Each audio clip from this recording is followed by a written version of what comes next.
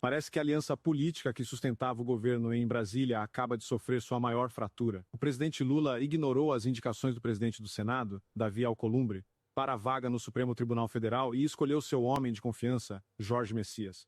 A resposta de Alcolumbre, ao que tudo indica, foi imediata, recusando as ligações do presidente e sinalizando uma ruptura. A disputa pela cadeira no Supremo deu início a uma crise aberta entre os dois homens mais poderosos da República. A gente precisa ir direto ao que interessa, porque o que aconteceu em Brasília nos últimos dias não foi apenas mais uma troca de farpas. Foi, ao que tudo indica, a implosão do grande acordo de poder que vinha dando as cartas no Brasil. E no centro dessa implosão estão duas figuras que, até então, eram os maiores aliados na sustentação do sistema: o presidente Lula e o presidente do Senado, Davi Alcolumbre. A briga entre eles, que agora parece ser aberta e declarada, tem o potencial de redesenhar completamente o mapa do poder em Brasília. Para a gente entender o tamanho do terremoto, a gente precisa lembrar que a governabilidade do Lula até agora dependia fundamentalmente dessa aliança com o Alcolumbre e com o Centrão que ele comanda. O Alcolumbre não é apenas o presidente do Senado.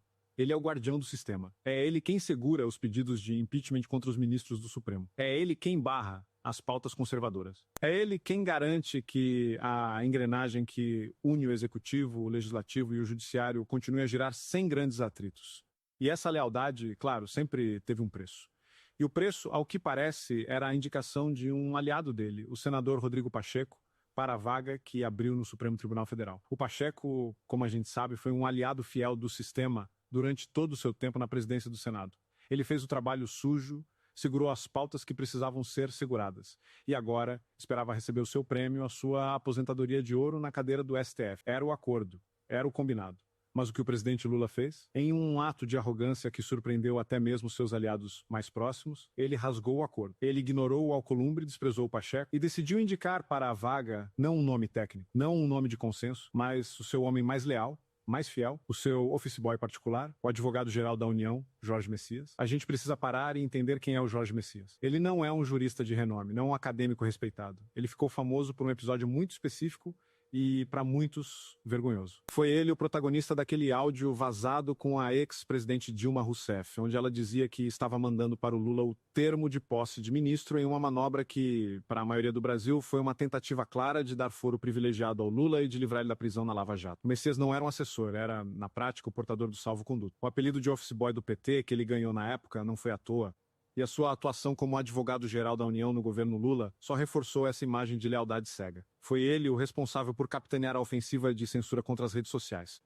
Foi ele quem ignorou, segundo denúncias da CPMI e do INSS, os alertas de fraude que chegavam na sua mesa, supostamente para proteger o irmão do presidente Lula, que estaria envolvido no esquema. A indicação do Jorge Messias para o Supremo não é a indicação de um jurista, é a indicação de um soldado, de um capanga, de alguém que o Lula quer ter lá dentro, para garantir que seus interesses e os de seus aliados serão sempre protegidos. E qual foi a reação do Davi Alcolumbre a essa traição? A pior possível para o governo que corre em Brasília é que ele ficou furioso. Ele se sentiu humilhado, traído.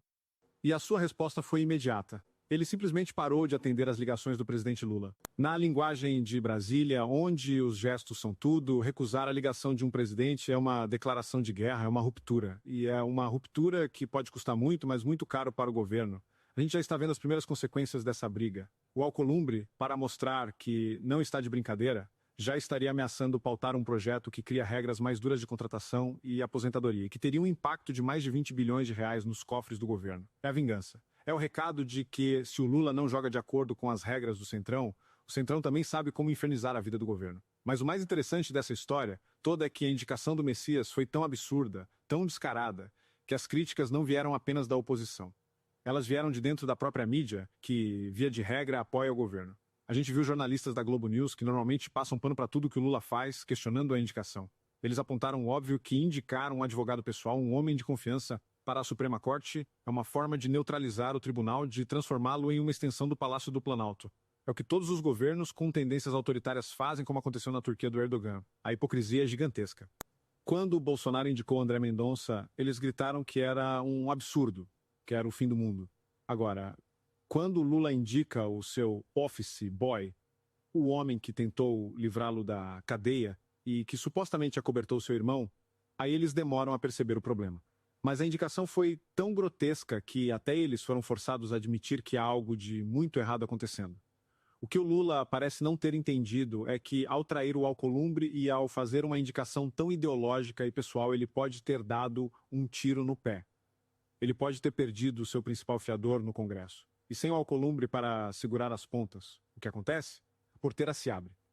As pautas que estavam travadas, como a anistia, como o impeachment de ministros do Supremo, podem, de repente, começar a andar. A indicação do Messias ainda precisa passar pela sabatina no Senado. E com o Alcolumbre irritado, essa sabatina, que antes seria uma mera formalidade, agora pode se transformar em um verdadeiro massacre.